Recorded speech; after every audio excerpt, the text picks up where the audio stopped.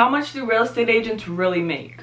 Well, in today's video, I'm going to be breaking down how much I made my last deal, and I'm going to be explaining how commission works. So make sure you stay tuned. But wait a second, before we get into today's video, make sure you give it a thumbs up. Go subscribe if you're not subscribed, and let's get right into today's video.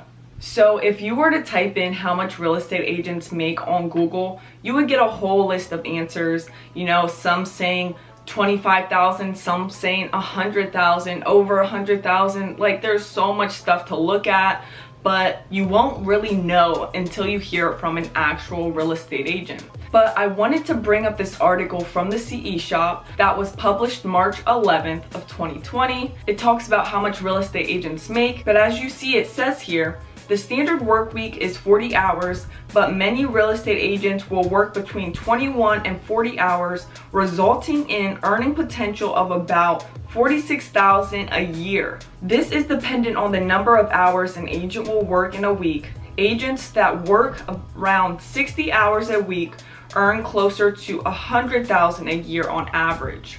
So as you can see, they're basically stating that the more hours you put into your real estate business, the more money you're going to get out of it, which is 100% true. If you're only working a couple of hours per week, you're not going to get a lot of business. But if you're working all the time throughout the week, your pipeline is going to be filled with leads, which leads you to more business, more closings, and more money in your pocket. Now, after going over what the internet is saying what real estate agents make, let's dive deeper into commission and how commission is calculated to be able to see how much we truly get paid. Now, real estate agents are paid based off a commission. Now, if you're at a different brokerage like Redfin, then you're going to be paid based off of a salary, and you're also going to have some bonuses that you have as well, and that is for Redfin though. I'm not sure of any other brokerages that do pay salary, but most and almost all brokerages pay off of commission. And what commission means is when you close on a home, when you help a seller or a buyer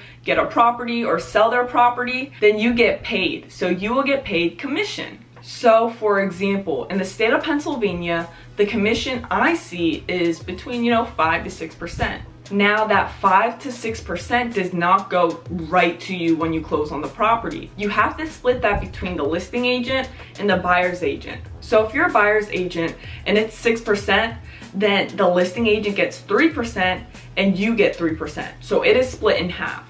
Same with 5%. Sometimes it depends on the listing agent if they want to keep more of a percentage. If they don't, if they just split it, like, you just never know. But what I see is it's split most likely. All right, so 3 and 3, 2.5, 2.5, something like that. And it's going to be different for each state. That's just what I see in the state of Pennsylvania. It could be completely different in New York, California, Texas. So just make sure you're aware of that. Now, if I were to help my buyer close on a $200,000 home, you would take $200,000 times 0.03%, and you would get that commission of $6,000.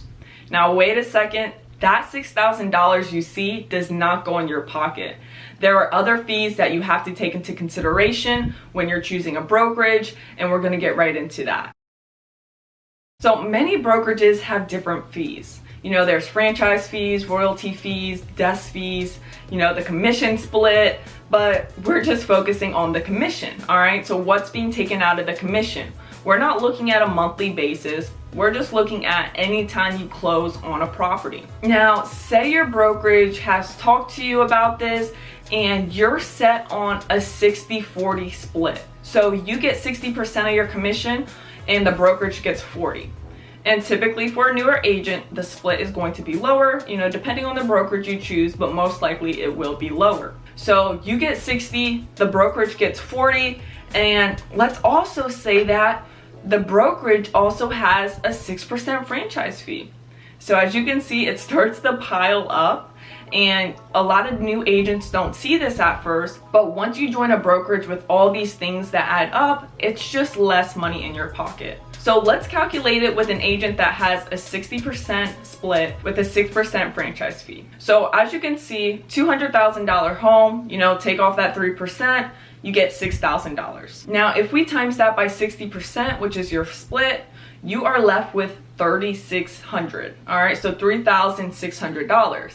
But that is not it. We still have to take off the franchise fee. Now, to calculate the franchise fee, you do 3,600 times 0.06, and that's $216. So what you do is you take that number of 3,600 and you minus the 216 from it, and that is what you're going to be taking home, which equals $3,384. So as you can see, you went from $6,000 all the way, closer to the $3,000 mark.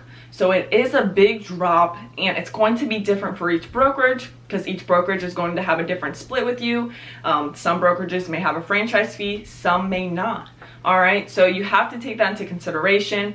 My brokerage I'm at right now does not have a franchise fee, which is phenomenal, which means more money in my pocket. So now I do want to go over what I made my previous deal, and I want to go over it two ways.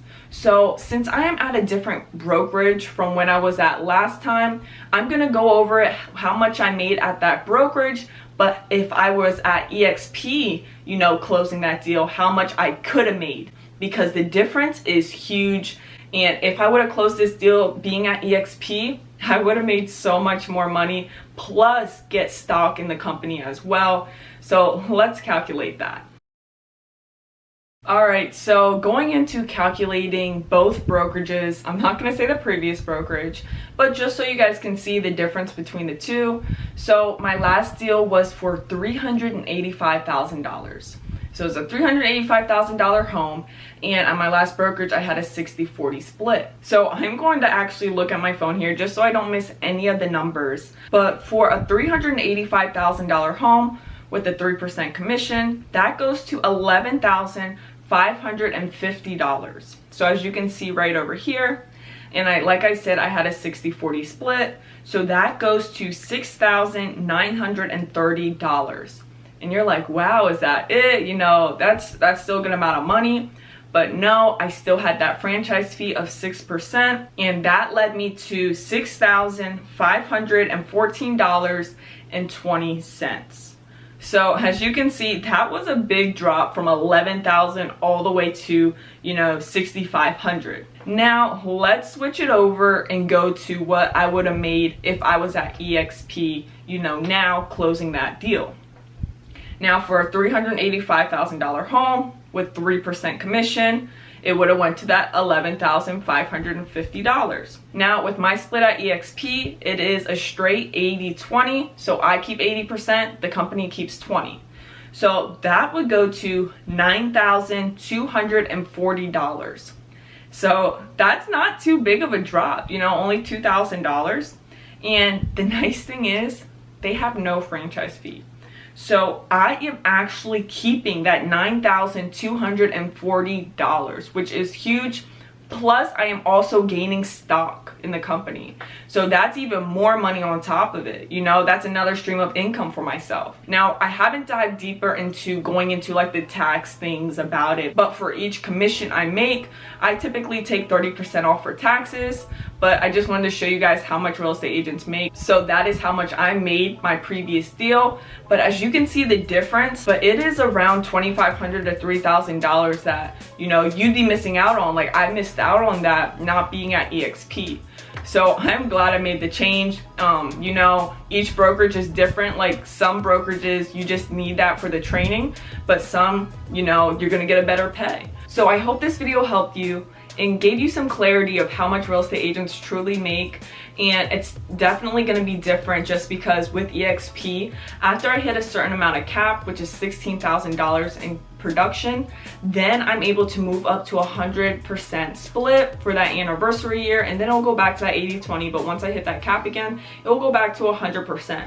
So let's say I did have that 100%, I'd be making that $11,550, which is huge. That's huge. That's a big, amount of money there.